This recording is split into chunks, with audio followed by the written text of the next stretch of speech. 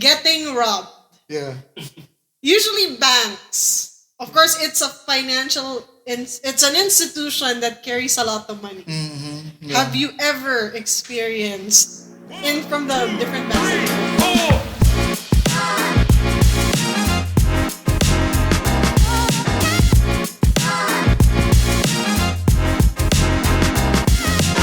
na ano, I don't know, robbed or some sort of criminal activity happening?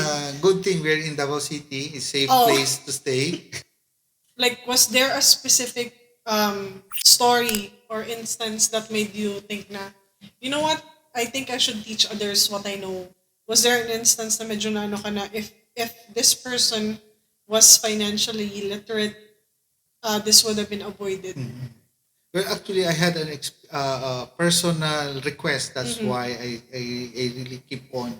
No. Sometimes I keep on promoting the financial literacies because one client of mine invited me, and then we had a heart talk, and then I was telling them this and that, which is normal to me, and they said, I just learned these things, so it's really because of my function or the job that was able to really help other people, through that.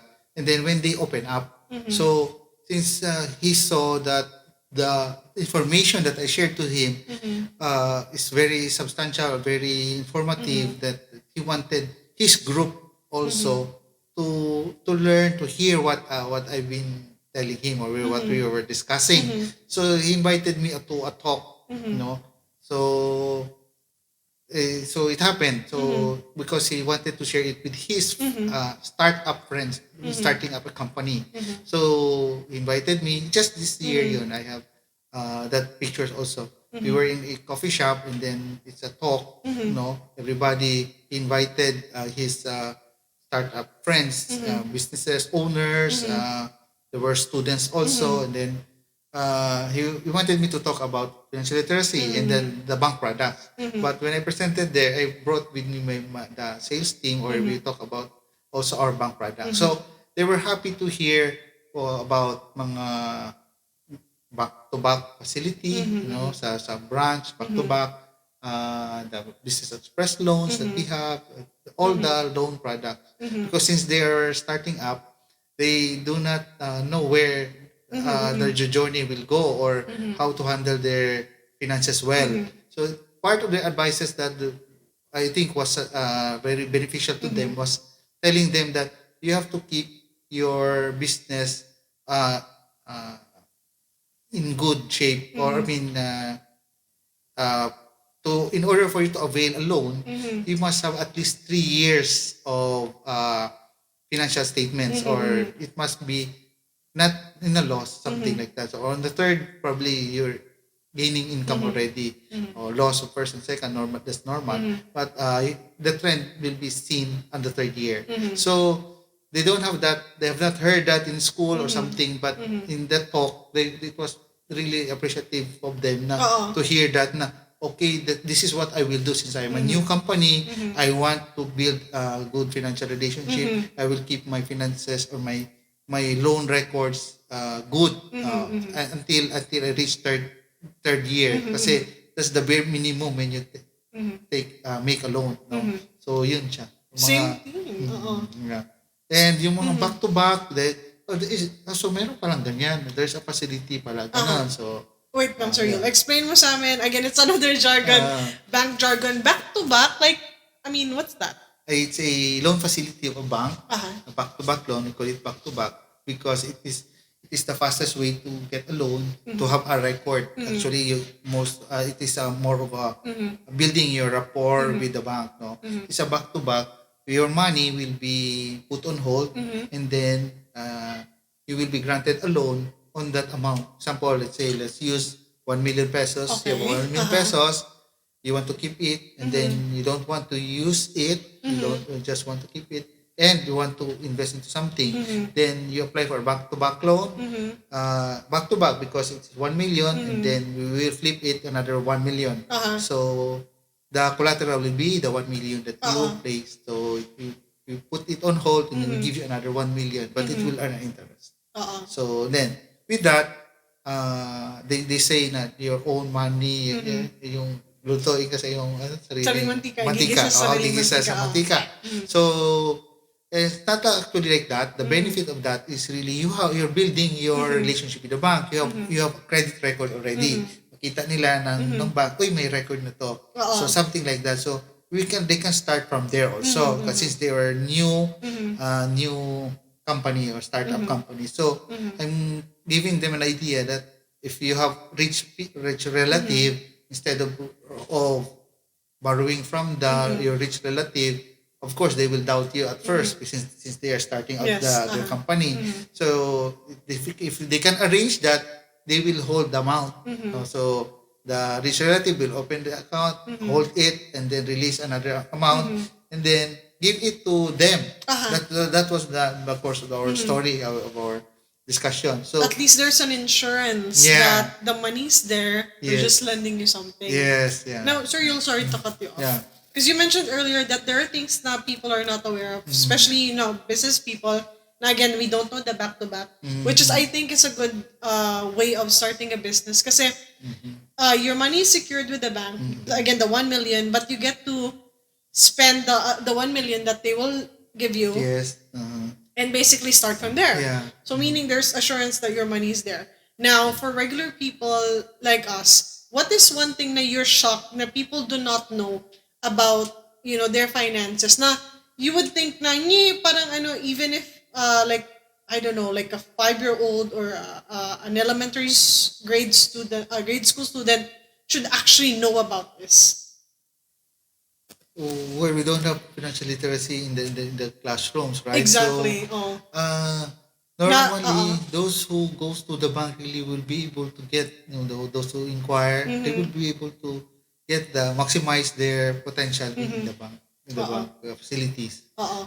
Usually, what the startup companies, the owners experience is that the same thing that you mentioned, that it's just this time that we heard about this. It's just this time that we heard it. And we've been into this business, into business for how many years already, something like that. And then one regret that they had is, I was able to handle this amount of money, and yet ngayon ko lang nalaman yan. Parang ganun. So they were able to, kasi nag-startup sila, then Na-bankrupt. and then so ngayon they're starting it over again. So now that through the discussion, through the financial literacy discussion, they invited me to the talk, then they were able to get mga insights from there. Yeah. So for the kids, usually talagang Or the young adults, let's just say in general. Yeah. Now, what do you think is something na nasashock ka na you would find out na people don't know about it, na they should know? Sometimes the bank services that we offer. So meron pala kayong credit card, something like that. So but it's both ways. It's either either they were not banking, they're not they have no bank relationship, or if they have an account or the bank relationship, but then they're the marketing people of the branch were not marketing them or reaching them out. So yun two factors kung bakit hindi pa rin, nobody were able to, hesitation din also of the client, mostly hesitation. They were, you mentioned earlier na parang may impression sila na parang mahiya mag-intimidate, mahiya magtanong, mga ganon. So yun. So it's a cultural thing na dapat rin talaga na very insistent sila in reaching out sa bank and then ask kung ano talaga yung preference nila, yung requirement nila sa bank office. Okay, so Sir Yul, now since we've mentioned earlier nga na, you've seen people do or learn things late na in their financial journey, na bankrupt na sila, tapos when they are starting over. Now, what are the common financial mistakes ba na you see people doing? Usually, the most common that I encountered with my clients are usually reflected in the negative files, which are the credit cards used. So it's most common to every businessman, successful or not successful, the credit card, of them have records already of credit card. So for me, from the negative files, because the banks have that, are full of records of mga uh, bank history, so that's one record na very very no common to most. So ibig sabihin, they expose their credit cards and have not paid it, or they have been past due in handling the credit cards. Yan yung isa most common issues. For the loan, sometimes it's not their pa naman it's not their intention to be defaulted in their loans. It's because of the transaction did not push through, or the company went bankrupt, so that's why they were not able to pay. Pero sa credit cards talaga. And I'm one of the student of the credit card also, who learned in the hard way na will learn to take care of my money and my credit. Yes. I think at some point, all of us. By the way, I'd like to insert because I want to complete the financial literacy about the credit card. We're touching the topic of credit card. Kasi if ever those of you who is into the debt right now, who is restructuring, my advice as a banker is to really get the certificate of full payment and keep it for life, because your record of the delinquency or something, it's permanent. So whenever you want to get up, apply again, because of course your financial status will change in 6 months, 1 year, So for sure, it was just passing through that you were not able to settle it. So once you're able to fully pay your account, make sure make sure to keep your certificate. Get also the certificate of full payment, because that's what you will show later on when you apply for another credit card or another loan. Yeah. And in line with this, I think since Sir Yul mentioned na you also went through this, because basically the thing with credit cards, did you know that I just had mine this year? I mean, mostly like young people would have their credit cards at a very young age. Yes. Yeah. Mine, I had it And this then year. you have the card, and then your habits are still at a young age are very who likes to swipe yes. much. It's easy money kasi, sir, kasi you don't see the physical money in itself. It's like plastic, and when you swipe it, it's like you feel it's free money. You feel good when you swipe, and then yes, exactly. So I know I'm a very impulsive buyer. So that's why even if I was offered, cards, because I would have friends as well who would work with banks. I would be like, maybe not, because I know na I have bad spending habits. Again, the bad financial choices that I've made in the past. Because of your experience, you don't want to get cards anymore because of that, right? Yes. Correct. Yes. But then, and it might be my financial literacy at that point. But again, we have different levels of financial literacy. So credit cards are, I mean, it's not bad naman, but if you don't manage your money or spending habits, that's the time that it becomes bad. Yes, correct. Again, the solution there is, if you are in that situation, I think that's the worst thing you can have that can happen to you in a credit card. You if it's not already, if you're delinquent already and you have the record already, so that's the worst thing that would happen. So again, just get the.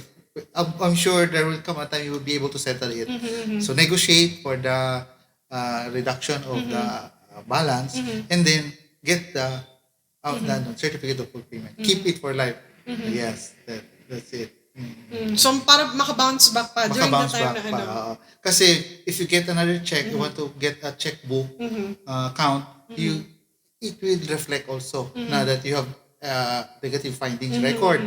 So you got to show it, and then you'll be able to get a card on the spot. I mean, a checking account on the spot if you bring it with you. So just keep the certificate of full payment. Yeah. And lastly, one thing people I don't think realize na, yes, at this age, siguro you're younger, you're in your 20s, and you're just basically enjoying life and spending on so much stuff. when you reach a certain age in your late 30s or something like that, if you want to buy like some house or get a car loan, it will haunt you. Yeah. Yes, correct. Yeah, it will help you. So, dapat talaga na I mean, if in case you become delinquent, take care of it. If you have the money, again, banks are not hindi sila kalaban. They can help us with it. And, basically, when it's time to get a house loan or a car loan, they can help us as well. I really want to emphasize really to get that no, again the certificate because for sure you'll be able to you will be needing another card in your lifetime in your lifetime because I have this client of mine who is already mga 60 more than 60 years old. I cancel this card already kasi I'm not using it. I'm old already. That's his premise. So sabi ko, sir, I don't want to recommend, pero if you really want to cut it off, to cut the credit card, so cut niya. And then a year after, he called me up. And he said, can I apply for another card? Sir, actually, we have an age limit. Parang there's an evaluation that, of course, but not everybody can be approved by his advanced age. Hindi na. Bakit man, sir? Why do you need this time?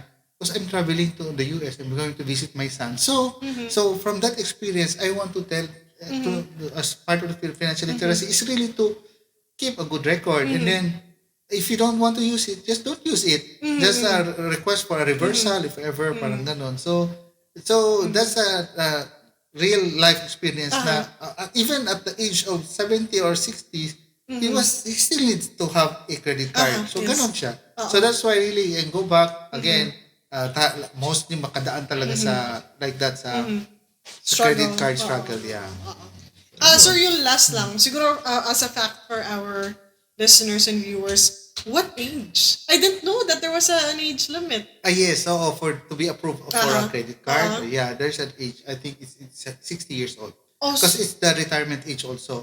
But for if you are employed at least before 60, you must before you retire, at least you get your own credit card. So yeah. For business owners, I think it can go up to 65, 70 years old because they own their own, they have the company. So if it is linked to them, the company to the owners, then they can still be approved. They have the capability to pay. Yes.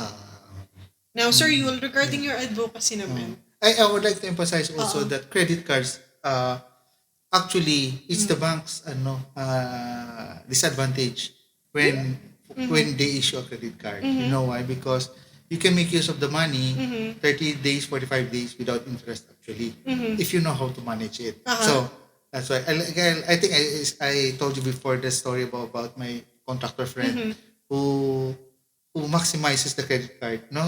He has a credit card, and since he has a heavy equipments, the gasoline spending of 100,000 is just a normal thing to him. So he has a credit line in a gas station, so 100,000 billing. He will swipe his credit card within the 30 days period. Or when the gas station bills him, he swipes his card. He still has 30 to 45 days to pay it without interest. So when he swipes it, the credit card has 2% discount for gas. There's the program of cards like that, of credit cards, discount for groceries, discount for gas. So if you have a 2,000 peso discount, his 100,000 is just paying 98,000. And he has me, sino magbigay sa akin ng 2,000? So that's a savings already to him. And for the bank, the bank's paying that whole amount and then give discount to the client. So in fact, the bank loses from where the bank's just banking on the habits of the people, of the cardholders. That's right. Because most people doesn't know that to maximize it. Financial literacy is still addressed to that. Yeah, that's actually right. Yeah. And you get also the credit card points. So you exchange for an item. So another perks that you get, paying it on time. Yeah, so basically, since a lot of us have bad spending habits, that's how the bank is actually earning from it. But if you're a smart person and you know how to manage your credit card or your finance as well, then you can take advantage of what the bank is offering. Now, Sir Yul, regarding your advocacy of financial literacy, since we're talking about it, what are your challenges, like the pushbacks, the reasonings that you have received na, I can't do this, like, kasi nga ganito, ganyan, ganyan. And I think that's one of the, yung usual kalaban ng tao is their own selves because they would have their own excuses on not to do things. Yes, Like, what are your correct. challenges? The challenges is reaching out to a lot of people. That's the main challenge this advocacy of financial literacy. In fact, we really need the support of the government, the support of VSP to really have a program for financial literacy. Yeah. So I've been into the Bankers Association. There's not much of a activity, no, to teach people about it. But they have their own program, and yet, but in our relationship, when I was with the bankers, it's really not much program that we did activity of reaching out to our clients, to the people. I think they have, but yun din ang kulang. The challenge is to communicate to us, to the bankers, to the banks, bank employees, and bank employees to the clients, to the general public. So yun ang challenge talaga, to reach out to them. And sometimes, siyempre, iba-iba yung classification, no? So there are individuals, there are corporations, so we, different financial literacy to address to moment. Yeah. That's true. So basically, motivation and push. Yes, correct. Motivation, yeah. So yung kwan din, yung to be conscious, the employee or the general public has to dig, to know what to, hungry for the information. Oh, yes. Yeah, like some people can be passive, but then again, I think, siguro maybe meet in the middle, ask questions, and also, yun nga, the struggle is basically the push and the motivation to actually teach people, like, at least basic financial literacy. So we would have like a better way of managing our finances and not do stupid things by maxing out the credit card and not thinking about, do I have the money or the capability to pay this? So usually I think that's one of the biggest problems, not just with the youth or maybe the young adults, but even adults na my age na. I know certain horror stories wherein they would post questions on the internet saying, if I don't pay this credit card, paano ko hahabulin ng bangko? There are, people on the internet can be stupid at times because maybe of the anonymity. Anonymous member would say, oh, I have a credit card. I don't want to pay it anymore. Though, there's you're anonymous, but then again, that kind of mindset will actually basically hahabulin ka pa rin in the future. It will catch up to them later on. Yeah, exactly. Yeah, kasi the record is there. Yeah, permanent record will be reflected na doon sa. These were exchanging information and getting to know from the bank's perspective and also, spreading awareness of financial literacy. Like, I want to hear the juiciest details of scams. And because I'm sure, working in a bank, you've seen like the worst case scenarios. Can you say yes? I hope so, yeah. Walang you have to be a scammer to know how they work. Let's get to know, people from the banking industry. And of course, let's spread awareness on financial literacy. So again, thank you so much, Sir Yul. Thank you, Ma'am. Sahara. Yeah. We hope to have you again on After Hours. So it's a pleasure. Yeah. So for those of you who are watching, so again, you can follow After Hours on all our social media platforms. We will include that in the end of the video. And of course, if you got guests that you want us to talk to, get to know certain industries, maybe like the banking or other people that you want to put on the show, let me know or let us know at Goodfellas Media so that we can also talk to them. So again, thank you for joining us. So again, this is Sir Yul of Security Bank. And again, this is Sahara, and this is After Hours.